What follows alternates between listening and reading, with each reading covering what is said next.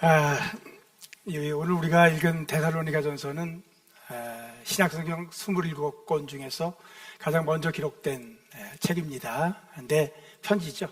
주 51여경인데 굉장히 사연이 있는 편지예요. 사연이 있는 편지. 편지마다 다 사연이 있겠지만 특별히 데살로니가전서는 사도 바울이 데살로니가 교회를 굉장히 사랑했습니다. 그리고 그 교회를 생각하면 굉장히 흐뭇함이 있어요. 그래서 우리 편지 읽어보면 알겠지만은 1장에서 어떤 교회인가 참 잘 되는 교회였습니다. 좋은 교회였습니다. 어려운 가운데서도. 그래서 믿음의 역사가 있고요. 그다음에 사랑의 수고가 있고 또 뭐가 있죠? 소망의 인내가 있는 이런 교회였는데 바울 마음속에 이 교회에 대한 석연치 않은 부분이 있습니다. 왜냐하면은 인사도 제대로 못하고 이 상황 때문에 그 교회를 떠나야 됐습니다. 격렬하게 이렇게 강해지는 이 핍박 가운데서 생명의 위협까지 느끼면서 떠난 뒤에 교회가 너무 궁금하고 그 마음에 석연치 않은 안타까움, 애처로움 이런 것이 있었기 때문에 편지를 썼습니다. 그것이 바로 데살로니가전서. 그러니까 사연이 있죠. 애틋한 마음 그리고 걱정이 담겨져 있는. 오늘 이 본문을 제가 택할 때 한편으로 보면은 제 마음과 같습니다. 제가 페이필 한인장로교회를 생각할 때 제가 이렇게 회상을 해봤습니다. 어저께 저녁에 우리 숙소에서 돌이켜보니까 꼭 30년 전입니다.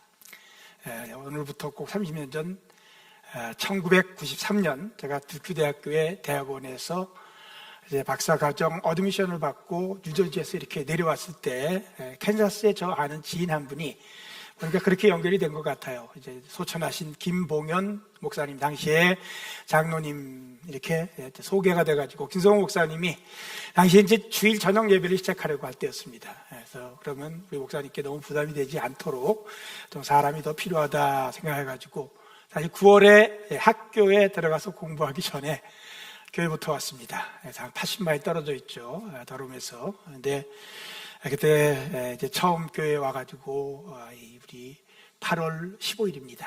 93년 8월 15일 이사야 57장을 갖고 하나님의 침묵이라는 제목으로 말씀을 드렸어요. 하나님이 잠잠할 때 하나님이 살아계시지 않은 것 같고 하나님이 모든 것을 그냥 놔두시는 것 같아 사실은 하나님이 뒤에서 열일을 하고 계신 거죠. 그래서 그 역사를 간증처럼 나누고 여기서 5년이 있으면서 이렇게 말씀드릴 수 있는 것 같아요. 제가 여기서 사람이 됐습니다. 그때 30대 초반이었는데 여기 와서 사람이 됐다. 제가 아는 유명 목사님이 이제 하신 말씀 저한테 그렇다라고 제가 공감을 하기 때문에 기억하는 것이 있어요. 그 목사님이 목회를 하면서 너무 힘들죠. 목회자는 사실 굉장히 힘들어요. 너무 힘들어가지고 뭐 다 얘기할 때도 없고 여러분들은 친구한테 얘기하면 되지만 목사는 때로는 부인한테도 얘기 못합니다. 근데 그러니까 이제 장로님이신 아버님한테 그냥 있는 대로 자꾸만 응석을 부리고 털어놓고 그러니까 그 아버님이 정색을 하면서 그 목사님한테 그런 얘기를 했어요. 얘야, 교회에 감사해라. 교회가 너를 만들었다. 왜냐하면요, 저는 정말 페이필에서 사람이 됐습니다.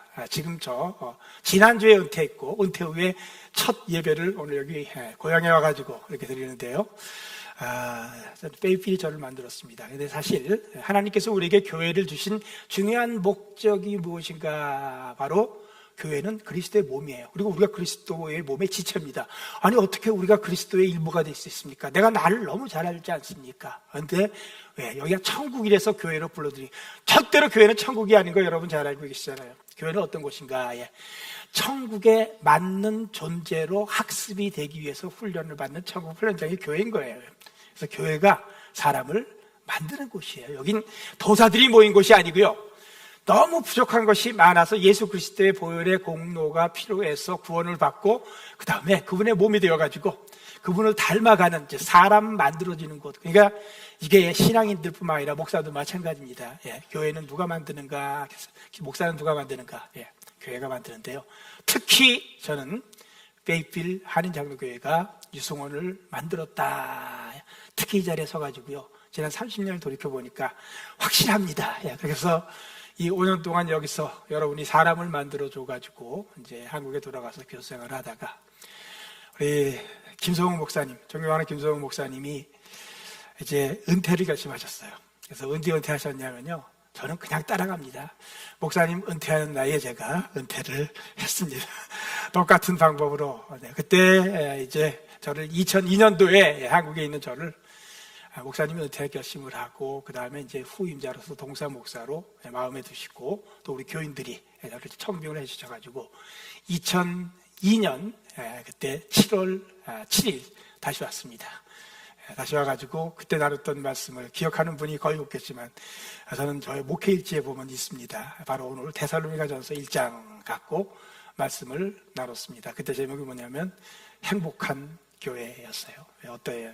저는 4년 후에 돌아오면서 페이필에 대한 그리움이 있었습니다. 정말 따뜻하고, 그리고 저를 만든 교회, 이 고향과 같은 교회였었기 때문에 이렇게 말씀드릴 수 있는 것 같아요. 1장에서 언급하고 있는 정말 좋은 교회라는 게 믿음의 역사가 있고요, 사랑의 수고가 있고, 소망의 인내가 있는 교회. 그때 제가 일부에서 말씀 안 드렸습니다만, 그때 돌아와가지고 7월 7일 날 저녁에 7월 7일 날 설교를 하면서 이렇게 결론을 맺었습니다. 보니까 새로워요. 저는 페이필 교회를 그리워했습니다. 다시 돌아가고 싶었던 곳, 그 믿음과 그 사랑과 그 소망이 아름다웠던 교회였습니다. 행복한 교회였습니다. 저는 그 교회를 다시 만들고 싶습니다. 예전에는 그런 교회 속에서 사랑을 듬뿍 받았으니 이제는 그런 교회를 만들기 위해 제가 밑거름이 되고 싶습니다. 이를 위해 기도하시면서 비전을 품고 나가십시다. 행복한 교회가 되어야 합니다. 이것이 다시 돌아와서, 그리고 7년을 섬긴 뒤에 2009년도에 디트로이트 교회에 청빙을 받아서 우리 교회를 배신하고 떠나야 했을 때 다들 여러분들이 많이 야속해 하셨어요. 마지막 주일에 우리 2009년 3월 29일입니다. 그래서 바울의 밀레도 고별 설교인 사도행전 20장 본문으로, 역시 저는 우리 교회를 생각할 때마다 이 단어가 생각이 나는 거예요. 그날 설교 제목은 행복, 페이필, 그리고 선교 말씀 전하고 석별의 정을 나눴어요. 그때 한 두어 분은 화가 나서 저한테 인사도 하지 않았다가 나중에 세월 지나서 이제 계기가 돼가지고 전화 와서 같이 이렇게 눈물로 회상을 하고 이렇게 서로 사랑을 나누기도 했어요. 그리고 14년 6개월이 지났습니다. 그리고 저는 지난 주일 9월 17일 공식적으로 시카고에서 지역교회를 은퇴하고, 그 은퇴 후 첫 설교를, 그리고 이제 딸을 방문하러 왔지만 꼭 하고 싶었어요. 이게 저한테는 마음의 고향, 그리고 목회의 고향, 저를 사람 만들어준, 목사 만들어준 교회에서 이렇게 하게 됐어요. 이렇게 말씀드릴 수 있는 것 같아요. 제가 이제 얼마 전에 교회를 떠나기 전에 마지막에 계시록 강의를 했는데, 계시록에서 굉장히 중요한 말씀 하나, 굉장히 힘들 때, 교회가 너무 힘들 때 하나님께서 요한을 네가 보는 게 그게 현실이 아니다, 하늘로 불러 올려가지고 하늘의 예배 장면을 보여주면서 이제 실제로 누가 왕인가, 누가 역사를 주관하는가 하나님께서 보여주시면서 하신 유명한 말씀이 있습니다. 내가 알파요 오메가다, 시작이요 나중이다. 내가 시작했다. 너희 안에 착한 일을 시작하신 이가 그리스도 예수 안에서 나를 이루실 줄을 믿노라라고 하는 우리 사도 바울의 빌립보서 1장 6절 고백과 같이 시작했는데, 지금 막 여러 가지 어려운 일들이 일어나고 있기 때문에 하나님이 안 계신 것 같기도 하고, 세상을 주도하는 것이 도미티안 황제인 것 같기도 하지만 노우 그렇지 않다, 내가 주도한다 하시면서 나는 알파요 오메가다, 시작과 마지막이다. 시작이요 나중이다. 무슨 얘기입니까? 우리 인생의 저자는, 우리 인생은 하나님이 주관하신다는 얘기예요. 지금 여기서 여러 가지 주관하고 있지만 사실은 우리는 하나님 안에 가로쳐져 있어요. 그렇기 때문에 하나님이 알파와 오메가고 하나님이 시작과 나중인데, 저는 목회자로서 특히 여기서 그리스도인으로서 이렇게 빚어진 그런 신앙인으로서는요, 페이필 한인장로교회가 지금 오늘도 여기 와 있습니다만 시작이요 나중이고 알파와 오메가라는 생각이 들어요. 그게 바울이 데살로니가 교회에 그런 애틋한 마음을 갖고 있는 것처럼, 저는 이렇게 이제 30년 지나가지고 그래서 방문했을 때 정말 이런 제 진심을 얹어가지고 진심입니다. 여러분, 페이필 한인장로교회 잘 되기를 원해요. 정말 사도 바울이 데살로니가 교회에 잘 되기를 원하는 마음에서 그때 야반도주하고 어쩔 수 없이 그리고서는 그냥 교회에 대한 안타까움을 갖고 미안한 마음으로 썼던 편지에서 정말 잘 되기 위해서 줬던 권면이 옛날 믿음의 역사, 사랑의 수고, 소망의 인내를 생각하면서 줬던 말씀이 데살로니가전서 마지막 5장에 오늘 여러분이 같이 읽은 말씀인데 그게 제 마음이에요. 제 마음이에요. 그래서 이 하나님 말씀이지만 동시에 여기에는 유승원 목사가 저희 목회의 알파와 오메가였던 페이필 할인 장로교회를 위한 마음, 정말 잘 되기를 원하는 마음, 우리 목사님 아재 개그를 아까 조금 전에 하셨습니다만 잘 돼야 할 텐데 하는 마음 저도 귀 기울여 보고요. 우리 하나님 말씀입니다. 우리 페이필 할인 장로교회가 잘 되려면 오늘 말씀 조금 전에 읽었는데 몇 가지 제가 다시 이렇게 짚어서 간증처럼 내어 놓도록 하겠습니다. 우선 첫 번째 12절 한번 보셔요. 12절. 자, 우리 교회 잘 되려면요 여기에 비밀이 있습니다. 자, 한번 같이 읽어보도록 하겠습니다. 너희 가운데 시작. 너희 가운데서 수고하고 주 안에서 너희를 다스리며 권하는 자들을 너희가 알고 그들의 역사로 말미암아 사랑 안에서 가장 귀히 여기며 했습니다. 자, 여러분 우리들을 위하여 수고하고 우리를 위하여 다스리고 리더십을 구사하고 말씀으로 권하는 자들, 우리 모든 봉사자들이 일을 하고 있어요. 우선은 우리 담임 목사님부터 시작해가지고 그래서 여기서 특별히 사도 바울이 자신이 그 교회를 떠나야만 했지만 그 뒤에 하나님 말씀을 전하면서 리더십으로 교회를 세워나가는 우리 교역자들 그리고 봉사자들한테 대해서 어떻게 하라고 여러분 교회 잘 되는 비밀 첫 번째 무엇인가 이게요. 너희가 알고라고 그랬습니다. 이름도 다 알고 다 아는데 뭘 또 새롭게 알라고 그러는가. 사실 번역을 알고로 했지만 여기서 뜻은 뭐냐면 알아주고 이거예요. 알아줘야 돼요.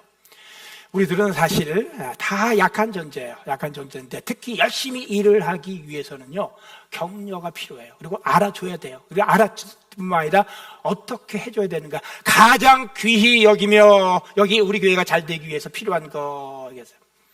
왜냐하면요 우리 하나님 말씀을 전하는 사람들을 우리가 알아주고 그다음에 존귀히 여겨야 되는 이유는 나를 위해서 그런 거예요. 저는요 우리 페이필 한인 장로교회에서 배운 습관 중에 하나예요. 누가 말씀을 전한다 하더라도요 때로는 아직은 너무 젊고 또 그렇기 때문에 사용하는 표현이나 어떤 때는 좀 틀린 정보도 있어도요 앞에 강단에 섰을 때는 저는 그 사람 이야기를 들으려는 게 아니라 하나님께서 그 사람을 사용해서 전하시고자 하는 하나님 말씀을 들으려고 하면요 반드시 들리는 게 있어요. 종종 저는 어느 곳에 가서 얘기합니다. Do not listen to me. 내 말 듣지 마세요. 누구 그래? Listen to God. 하나님, 왜 우리가 말씀의 대역자들을 그리고 말씀으로 우리를 권면하는 사람들을 정말 알아주고 존귀히 나를 위해서 그래요. 우리 데살로니가 교회가 잘 됐던 이유 데살로니가서 1장에 보면요 사도 바울이 사람입니다. 한계가 있어요. 때로는 그 성질이 좀 못됐어요. 그래가지고 바나바하고 싸워서 헤어지기도 하고 그런 사람입니다. 기질이 대단했습니다. 그랬는데 그가 데살로니가 교회에 가서 말씀을 전할 때 사람의 말로 받지 않고 어떻게 했어요? 하나님 말씀으로 받으니까 하나님께서 거기서 역사하시는 거예요. 하나님이 말씀하시는 그 도구와 통로로 사용하는 사람을 알아주라는 얘기는요 하나님 음성을 듣겠다는 겁니다. 하나님의 지도를 받겠다는 거예요. 하나님 말씀에 순종하겠다는 이 자세를 갖고 있으면요 은혜는 내가 받는 거예요. 복은 내가 받는 겁니다. 교회가 잘 되는 거예요. 제가 우리 교회를 배신하고 갔던 교회에서 디트로이트 교회에서 저를 많이 아껴주던 집사님이 한 분 있었는데 하루는 같이 좀 밥을 먹자고 그러더라고요. 그래서 식사의 자리에서 뜻밖의 말씀을 하시는 거예요. 이게 그분이 하신 말씀이에요. 유승원 목사님이 부임하는 순간부터 그러니까 2009년 4월 12일 첫 주부터 목사님이 너무 싫어서 말씀이 귀에 들어오지가 않았다는 거예요. 아니 이게 왜 제가 무슨 처음 보는 분인데 했더니 이제 그날 그 이유를 설명하는 거예요. 저희가 결혼을 해가지고 신혼 초에 자기 시동생이 너무 속을 썩여가지고 정말 온 집안이 고생을 했습니다.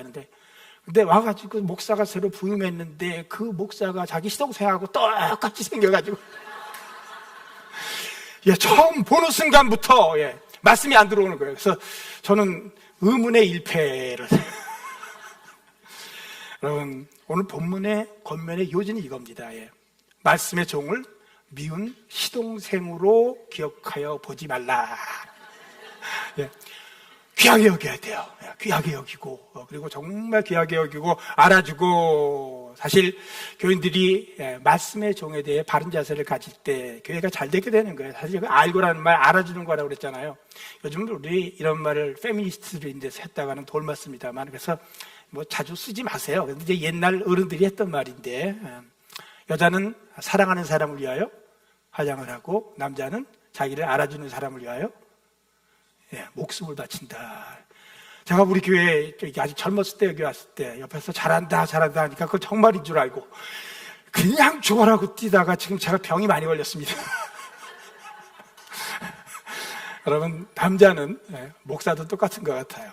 목사뿐만 아니라 장로도 마찬가지고요. 이제 우리 다음 주에 이제 공천회에서 공동회에 갔는데 권사님, 집사님들, 봉사자들, 주님께서 우리를 디아코노스, 섬기는 자로 부르지 않았습니까? 그래서 알아줄 때요. 그렇습니다. 몸 바쳐가지고 헌신하게 되는 게 이게 그냥 자연지사예요. 세상에서 일이에요. 보니까 제가 와서 우리 목사님 보니까 제가 딱 벌써 알아볼 수 있겠더라고요. 목사님 보니까 벌써 일부 예배 때 저는 목소리가 이렇게 탁성이 아닙니까? 거기다가 피치가 올라갔다 내려갔다 하니까 잘 안 들려요. 그리고 목사님 목소리도 낭낭하고 어저께 식사하는데 이렇게 보니까 어쩌면 어떻게 저렇게 연예인처럼 얼굴이 조망만해가지고 잘생겼다 그랬더니만 그래서 칭찬을 해드렸더니 이거 정말인 줄 알고 사람들이 자기를 조인성 닮았다고 그러더라고요. 근데 제가 기억하실지 모르겠습니다만 옛날에 그 셀폰에 앱이 있었습니다. 앱에 보면은 그 앱으로 사진을 찍으면 닮은 꼴 연예인을 소개를 해줘요. 그래서 저를 누가 가져와가지고 저를 찍었습니다. 그래서 이제 저도 닮은 꼴 연예인이 있더라고요. 그때 저에게 닮은 꼴 연예인으로 나온 사람은 배삼룡이었습니다. 그러니까 교회가 엄청난 진화를 한 거예요. 배삼룡에서 조인성으로. 네, 사실 제가 은퇴를 하는 이유가 우리 이제 이우리 목사님처럼 이렇게 정말 파워풀하고 정말 일 잘하시고요. 정말 훌륭하시더라고. 이런 분들을 위해서는 사실은 그래요. 이제 저 같은 사람들은 나이가 비슷하게 가까워오면은 떠나줘야 하는 여러 가지 이유가 있지만 그 중에 하나가 그렇습니다. 우리 조인성 목사님 같은 분들을 세울 수 있도록. 그래서 저도 한 달 전에 시카고 낙장로교회에 이제 딱 50대신 목사님보다는 조금 나이가 더 들었지만 후임자가 섰습니다. 서고 한 달을 같이 있다가 이렇게 왔고요.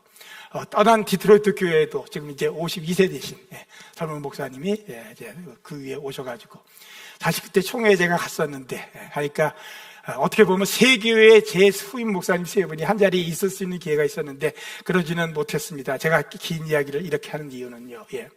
그렇습니다. 여러분, 목사님만이 아니라 여러분 서로 알아주셔야 돼. 알아주셔야 돼. 남자만 그런 게 아니에요. 여자도 마찬가지예요. 여러분, 우리가 늘 보면은 단점만 보고 싶어 하는 경향이 있는데, 수고하고 애쓰고 힘쓸 때 알아주시면은요, 목숨을 걸어요. 그럴 때 어떤 일이 있게 되는가? 하나님 말씀이 지배하는 거예요. 다스리고, 그 다음에 그 교회가 어떻게 된다고요? 잘 돼요. 여러분, 서로 알아주세요. 서로 알아주세요. 저 옆에 있는 분하고 좀 인사 좀 하십시다. 이렇게 알아드리겠습니다. 알아드리겠습니다. 잘 알아드리겠습니다.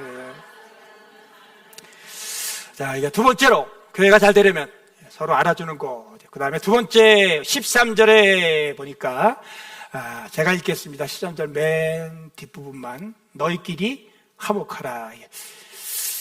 옛날 성경은 자꾸 반말을 하거든요. 그래서 제가 성경에 있는 거 그대로 읽을 거니까 요즘은 이렇게 세 번역해서 여러분들끼리 화목하십시오라고 하는데 뭐 성경에 있으니까 너희끼리 화목하라.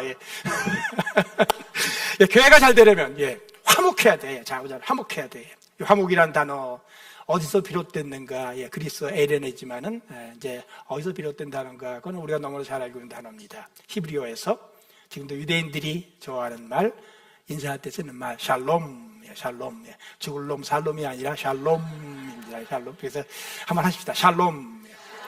이게 뭐냐 하면은요, 이건 간단하게 설명하기 쉽지 않은 개념이에요. 근데 하나님이 혼돈한 가운데서, 카오스, 무질서에서 말씀으로 세상을 창조했대요. 그 카오스가 코스모스, 질서로 바뀐 상태. 질서. 보기에 너무 좋은 거예요. 하나님 보시기에 좋았더라. 예. 첫째 날도 좋았더라. 둘째 날도 좋았더라. 그냥 셋째 날도 좋았더라. 하나님 계속 좋아하실 때, 그냥 나중에 그것이 낫굿이 된 건 인간의 죄 때문에 그렇게 되는데, 그리고 하나님 보시기에 좋았던 그 세상의 모습이 사실은 무엇인가? 세계도 그렇고요, 자연도 그렇고요. 지금 자연이 이렇게 생긴 이유가 인간의 죄가 들어와서 이렇게 됐잖아요. 그 다음에 인간 관계가 그렇고요. 하나님 보시기에 너무 좋은 그런 질서와 조화의 세계, 이거를 우리가 샬롬, 이게 하나님의 뜻이에요. 하나님 세상 만드실 때, 역사를 주관하실 때, 사람의 인격을 볼 때, 사람과 사람 사이 관계를 볼 때, 우리는 다양하게 번역을 합니다. 사회 속에서는 우리가 샬롬을 피스에, 평화라고 그래요. 그리고 너와 나, 옆에 앉은 사람과 나 사이에 관계로의 샬롬이 있을 때, 그걸 우리는 화평이라고 합니다. 성경에 다르게 번역됐지만 같은 단어예요. 그리고요, 그것을 우리가 오늘 본문에서 화목이라고 하고요. 그것이 내 마음속에서 이루어졌을 때 마음의 평안, 다 같은 단어예요. 하나님이 보시기에 좋은 모습이에요. 사회의 평화, 그 다음에 관계에 있어서의 화평, 화목. 교회에서도 우리가 무엇을 위하여 부름을 받는가? 너희는 평강을 위하여 부름을 받았다. 왜? 하나님께서 애초에 우리에게 의도하셨던 바가 이것이기 때문에 그렇습니다. 그리고 그렇게 할 때 내 마음도 평안이 있는 거예요. 그럴 때는 교회가 천국이 되는 거예요. 그럴 때는요, 우리 관계가, 가정도 화목할 때 그렇습니다. 천국이 되는 건데, 두 번째, 교회 잘 되려면요, 그저 화목해야 돼요. 화목해야 돼요. 멋진 비전이 있어도요, 엄청나게 좋은 프로그램이 있어도, 똑똑한 사람들이 잔뜩 몰려 있어도, 우리가 경험했잖아요. 화목이 깨져버리면 다 소용없어요. 그게 더 큰 비극이 되는 거예요. 좀 부족해도, 서로 못났어도, 처음에 밉상인 것 같은 존재인 제가 왔었어도 자꾸 잘한다 하고 부추겨주면서 서로 간에 화목을 하게 되면요, 이 일은 되게 돼 있어요. 여러분, 전도하기 원하잖아요. 말씀 전하기 원하잖아요. 근데 우리 예수님께서 전도의 비밀, 저는 지금도 그렇게 믿고 있습니다. 우리 교회가 서로 화목하기만 해도 전도는 이렇게 얘기할게요, 저절로 됩니다. 저절로 돼요. 화목하기만 하면 교회는 부흥하는 거예요. 우리 예수님께서 제자들 볼 때 속상했어요. 뭐 서로 이렇게 자꾸 이렇게 알력이 있어. 야고보하고 요한을 엄마 치맛바람까지 이용해가지고 한 명은 오른쪽에 한 명은 왼쪽에 앉혀달라고 그러니까 다른 제자들이 그걸 듣고, 니들이 뭔데 나서가지고 예수님 오른쪽과 왼쪽에 앉느냐, 그리고 막 다툼이 일어나는 거예요. 그리고 뒤에서 보니까 뭐 수근수근 웅성웅성 오면서 무슨 얘기했냐? 우리 중에서 넘버원이 누군가 얘기했습니다. 예수님이 보시고 너무 한심해가지고 불러다가 수련회를 했잖아요. 그러면서 너희는 그렇지 않다, 섬기는 자가 되라라고 하고, 그러면서 제자들한테 신신당부하셨던 말씀, 제자들에게 하시는 말씀이에요. 내가 너희를 사랑한 것 같이 너희도 서로 사랑하라. 너희가 서로 사랑하면 세상이 너희가 내 제자인 줄 알리라. 무슨 얘기예요? 우리가 서로 사랑하기만 해도 세상이 예수님을 알아먹는다는 얘기예요. 아무리 예수 천국 불신 지옥 뭐 이렇게 가서 외쳐도 우리가 서로 화목하고 사랑하지 못하면 전혀, 너희 사는 곳이 지옥 아니냐, 어디요? 그런데 우리가 그냥 서로 사랑하기만 해도, 내가 너희를 사랑한 것 같이 너희가 서로 사랑하라, 그러면 세상이 너희가 내 제자인 걸, 예수님을 사람들이 어떻게 하게 되는가? 우리가 서로 사랑하면 알게 돼요. 그래서 저는 120% 확신을 갖고 얘기해요. 화목하고 서로 사랑하기만 해도 전도가 된다. 교회 잘 되는 길, 교회가 잘 되려면 두 번째, 너희끼리 화목하라. 내가 너희를 사랑할 것 같이 너희가 서로 사랑하라. 교회가 잘 되려면 세 번째, 오늘 14절에 있습니다. 14절 한번 역시 같이 읽어보도록 하겠습니다. 시작. 게으른 자들을 권계하며 마음이 약한 자들을 격려하고 힘이 없는 자들을 붙들어주며 모든 사람에게 오래 참으라. 사실 교회의 목적이잖아요. 여러분, 사랑방의 모임이 이거 하고 있잖아요. 게으른 사람 있어요. 의도하지 않았는데 권계해야 돼. 그러지 마라. 열심히 하자. 약한 자들이 있어요. 늘 이렇게 낙심해, 상심해. 어떻게 해요? 격려해줘야 돼. 그래야지 일어나는 거예요. 힘이 없는 자들이 있어요. 기운이 이렇게 없어. 이거는 육신의 기운만 얘기하는 거 아니에요. 우리가 지금 상황이 봐가지고 그냥 전혀 기운이 없어. 어떡하라고요? 붙들어주고. 자, 이게 이제 사랑방에서 하는 거예요. 교회를, 하나님께서 우리를 그냥 개인으로 부르지 않고 교회 공동체, 그리스도의 몸으로 부르셨던 이유 중에 하나. 왜냐하면 저는 유승훈 목사는요, 왜 저를 목사로 불렀을까? 이제 은퇴까지 하고 나서 돌이켜 생각해 보니까 저 유승훈이는 교회에서 목사하지 않으면 신앙생활 제대로 안 할 것 같아요. 여러분들이 계속 지켜보고 있어야 돼. 그래야지 제가 제대로 신앙생활을 하는 거예요. 여러분이 계속 옆에서 얘기를 해줘야 돼. 그래야지 낙심해서 넘어지지 않는 거예요. 그래서 목사시킨 거예요. 믿으시기 바랍니다. 저 혼자 놔두면 신앙생활 못했던 거예요. 그래서 이게 이제 교회거든요. 공동체인데. 그러면서 맨 마지막에 정말 중요한 말을 하는 거예요. 모든 사람에게, 이건 이제 어떤 사람한테는 그렇게 하고 어떤 사람한테는 안 그래도 되는 얘기 아니에요. 뭐라고 그랬어요? 모든 사람에게 어떻게 하라고요? 오래 참으라. 분명히 화목하라고 그랬는데, 사랑하라고 그랬는데, 여러분, 사랑스러운 사람들은 사랑하라고 얘기하지 않아도 그냥 사랑이 저절로 나와요. 그런데 밉상들이 있으리라고 믿습니다. 예. 여러분, 우리 삶에는 항상 밉상들이 있어요. 밉상들을 또 사랑하래. 예. 사랑하려면, 이제 그런 분들은 우리가 사랑하려면 적어도 여기서 무릎 꿇고 1시간 정도 기도하고 돌아서야지, 예. 사랑의 제스처를 취할 수 있는. 예. 근데 어떤 사람만 그런 게 아니라 우리가 모두 그래요, 사실은. 우리 모두 그래. 게으르고, 예. 약하고, 예. 힘이 없고, 예. 그럼 모든 사람들 사랑하고 화목해야 되는데 우리 중에는 이런 모든 문제가 있는 사실은요, 예. 하나같이, 예. 교회는 어떤 곳이냐? 예수님께서 그리스도의 몸이라고 했어. 우리도 그리스도의 몸. 그러면 우리가 그리스도의 한 부분으로 굉장히 거룩한가 하지만 늘 말씀드리지만 교회는 단 한 번도 그리스도의 몸의 이상에 도달했던 적이 없어요. 예루살렘 교회 처음에 신났다가 나눠 갖는 문제를 갖고 사도행전 6장에 가니까 서로 우리한테 왜 안 주냐 그러고 싸움이 나가지고 말씀도 못 전하고 기도도 못 전하고 그래가지고 처음으로 재직을 뽑는 그런 역사가 있게 문제 해결하기 위해서. 교회 단 한 번도 그리스도의 몸의 이상에 도달한 적이 없고요. 교회는 그리스도의 몸이지만 현실적으로 동시에 이렇게 말씀드릴게요. 아까 말씀드렸잖아요. 사실은 주님의 용서가 없으면 살 수도 없는 존재들이 죄의 용서를 받고 모여서 여기서 그리스도의 형상이 되기 위하여 서로를 빚어가는 사약적 인간 집단이에요. 교회는요, 천국이 아니에요. 그런 문제 많은 인간들이 그리스도의 몸을 향하여 장성한 분량에 이르기 위하여 끊임없이 서로를 세워주고 격려하면서 정말 밉상인데 그때 우리가 어떻게 해야지 화목할 수 있는가? 뭘 어떻게 해요? 그것까지 참아야죠. 그것까지 참아야지. 왜 마지막에 모든 사람에게, 어떤 사람에게 아니라 모든 사람에게, 거긴 저도 포함되어 있는 거예요. 여러분 저를 많이 참아주셨잖아요. 모든 사람에게 참는데 한 1분만 참으면 안 참는 거지. 그게 어떻게 참으라고요? 오래 참으라. 이 모델이 누군가? 사실 우리 베드로가 얼마나 삽질을 잘했어요. 우리 복음서 읽어보면 삽질을 제일 잘하는 사람이 베드로입니다. 늘 삽질이에요. 그래서 보면 뭐 제대로 된 게 없어요. 근데 예수님께서 그 베드로를 나중에는 자기를 저주까지 하면서 3번씩이나 부인했는데도 끝까지 참아주신 거예요. 그리고 나중에 우리 게네사렛 호숫가에서 다시 불러가지고 그냥 오래 참았어요. 이게 베드로가 나중에 이제는 사람이 되고 난 뒤에 아직도 더 가야 되지만 사람이 되고 난 뒤에 자신의 교인들한테 보내는 편지에서 이런 얘기를 합니다. 이게 뭐냐면 우리 하나님의 오래 참으심이 너희의 구원이 된 것을 기억하라. 여러분, 우리가 하나님을 의심하여 조롱할 때도 하나님이요 참으셨어요. 내가 내 욕심의 죄를 쫓아서 죄를 지을 때도 오래 참으셨습니다. 말도 안 되는 소리를 다니면서 동네방네 다닐 때도 하나님이 나를 오래 참으신 거예요. 사실은 우리가 아직 재혼되었을 때 저는 그걸 그렇게 읽어요. 아까 말씀드렸지만 사랑스러운 사람은 그렇게 얘기 안 해도 사랑하게 돼요. 그런데 사실은 전혀 사랑스럽지 않을 때, 죄인일 때, 우리가 아직 정말 밉상일 때 그리스도께서 그 밉상을 위해서 십자가에 달려 돌아가심으로 하나님께서 우리에 대한 자기의 뭘 확증하셨다고요? 사랑을 확증.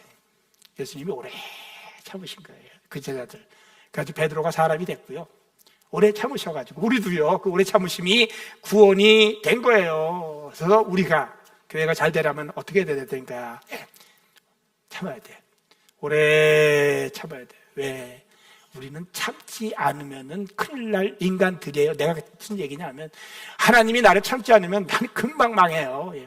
그런데 하나님이 오래 참으셨기 때문에 사실 우리가 이게 모든 신앙생활 하면서 얼마나 참아야 되는가 우리가 너무 잘 알고 있습니다. 제가 이 하루는 역시 페이필에서입니다. 여기서 제가 사람 만들어질 때 저를 좀 힘들게 하는 상황이 있었어요.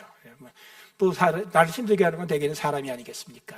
그래서 그날도 강단에서 꿇어 앉아서 기도를 하는데 하나님께서 저에게 이렇게 주시는 아주 음성처럼 또렷하게 들리는 거 이거 기억하라 하면서 인애를 기억하라고 하셨어요. 인애. 그래서 인애라는 말 어딜 인자에다 사랑의 자, 이거는 우리 성경에서 아주 중요한 단어, 헤세드라는 단어, 하나님의 unfailing love, 자비로 번역이 되기도 하고 긍휼로 번역되기도 하고, 그 다음에 오래 참으시는 사랑으로 번역이 되는, 그렇기 때문에 우리 성경에서는 그것을 인애라고 그랬습니다. 인애, 어질고 그 다음에 사랑하는 거, 어질인 사랑해. 그런데 이 말씀을 주시면서 근데 앞에 있는 한자를 세 가지로 저한테 주시는 거예요. 자, 인애, 인애. 뭐예요? 어떻게? 첫 번째 인애, 사람을 사랑하라라는 거예요. 모든 사람을 사랑하라.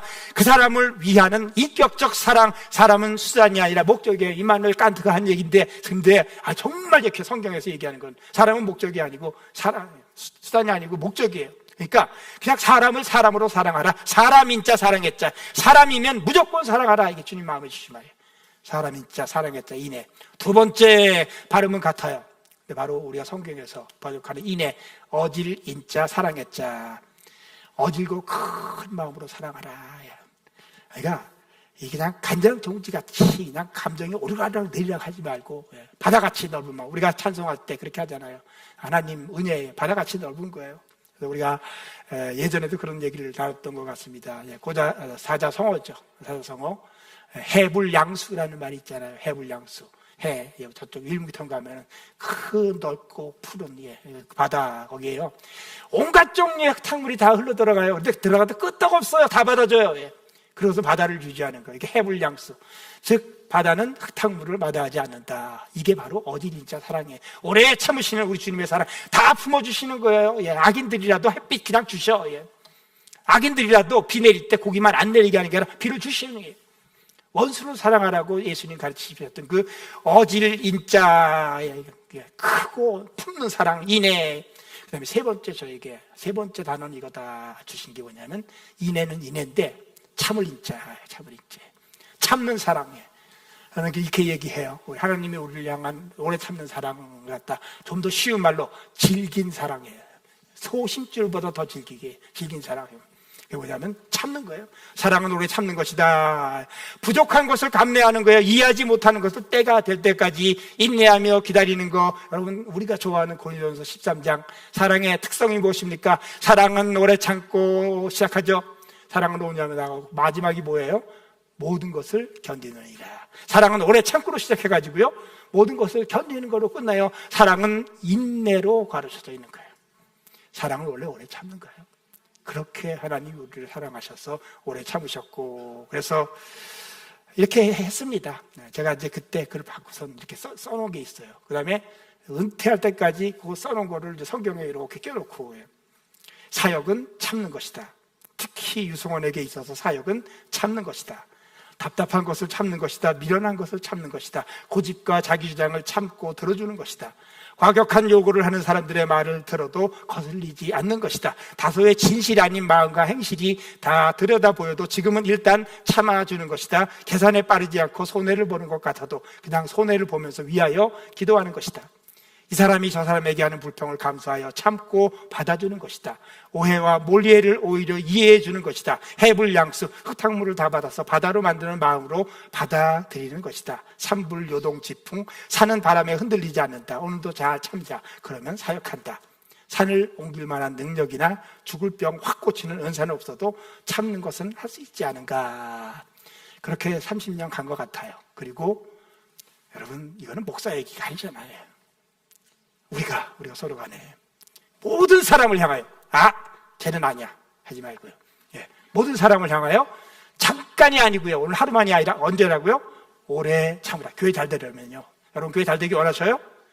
그럼 목사님 이제 잘 보십시오. 어떤 사람들이 정말 잘 되기를 원하는가. 오래 참는 사람이에요. 오래 참는 사람. 네 번째, 우리 15절. 15절 한번 같이 읽겠습니다. 3가 시작.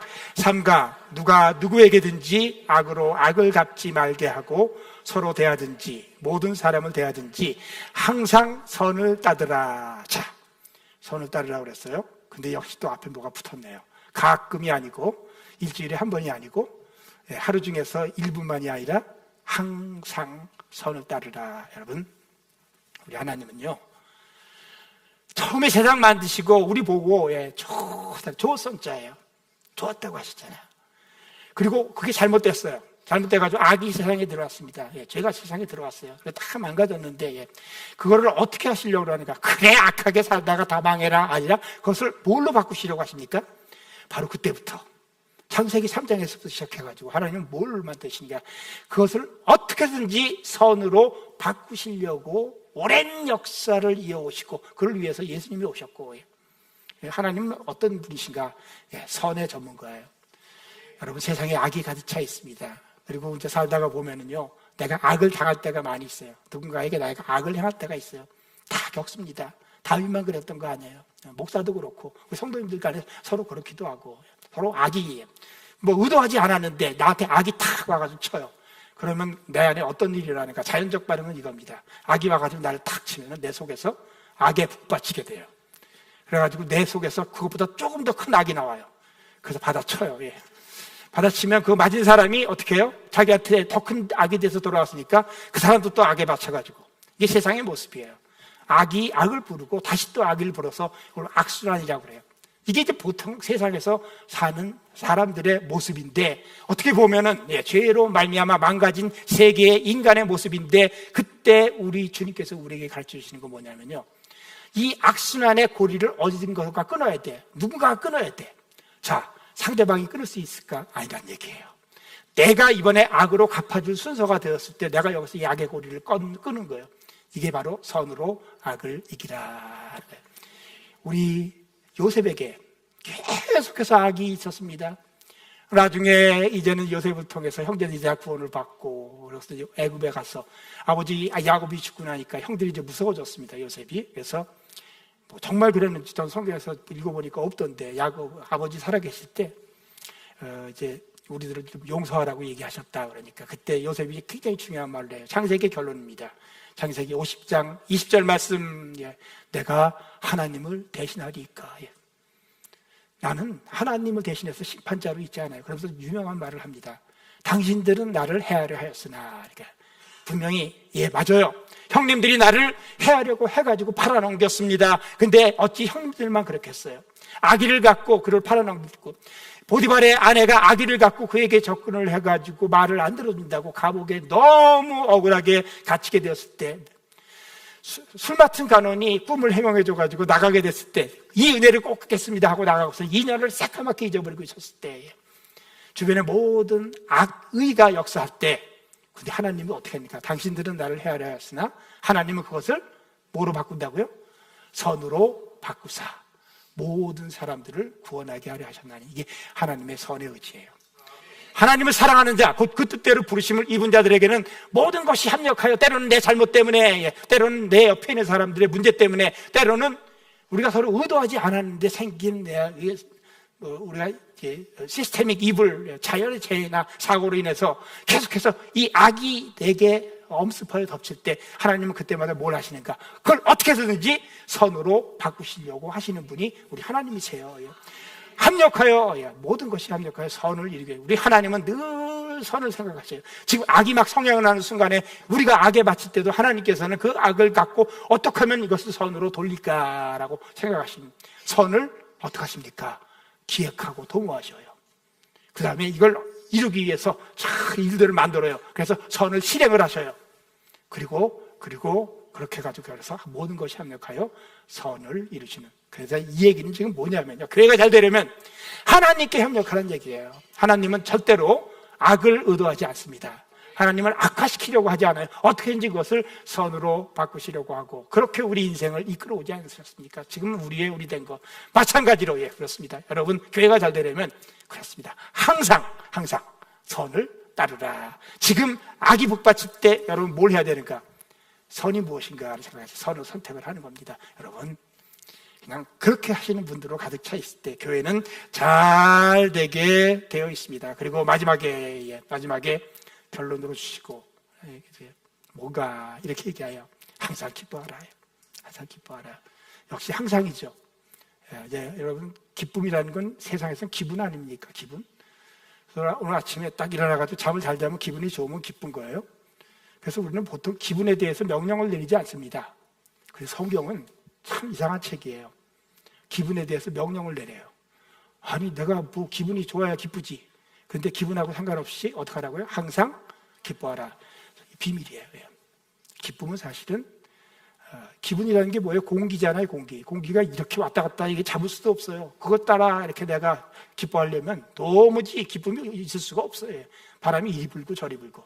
근데 기쁨을 딱 붙잡아서 선택을 하면은요, 그러니까 명령을 하는 거예요. 그래서 기쁨은 절대로 기분이 아니고 선택이다. 바울이 빌립보서를 쓸 때 너무 처참했어요. 이제 그만 살고 싶다. 제가 합법적 자살이라는 제목으로 우리 교회에서 한번 설교를 한 적이 있어요. 너무 힘들었어. 이제는 좀 주와 함께 있는 게 더 좋겠다.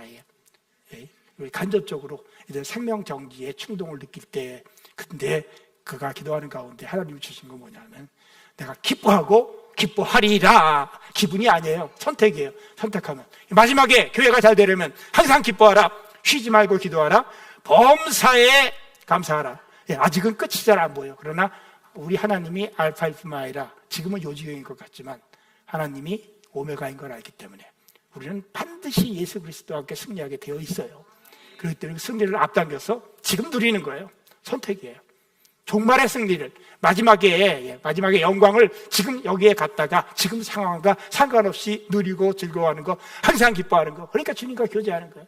쉬지 않고 기도하고 범사에 이미 될 일이기 때문에 감사하는 거예요. 근데 그걸 가지고 뭐라 그랬냐? 이는 그리스도 예수 안에서 너희를 향하신 하나님의 뜻입니다. 여러분, 하나님의 뜻 막 찾으면서 무슨 거창한 것만 자꾸 얘기하는 사람들이 있어요. 근데 하나님의 뜻의 시작이 뭔지 아세요? 이거예요. 항상 기뻐하고 쉬지 않고 기도하고 범사에 감사하고. 여러분, 한 단어로 기록하면 여러분 행복하십시오 라는 얘기예요. 행복은 의무가 아니라 권리가 아니라 의무예요. 의무. 그리스도인에게 있어서 행복은 권리가 아니라 반드시 누려야만 하는 의무예요. 여러분, 행복은 의무예요. 필리핀 한장로교회 저와 여러분들에게 행복은 의무예요. 행복하셔야 돼. 교회가 잘 되려면, 제가 데살로니가 전서를 갖고 예전에 말씀 전했듯이 그저 우리 교회 생각하면 행복을 생각하는 거예요. 완벽하기 때문이 아니라 교회를 생각하면, 여러분을 생각하면 행복해.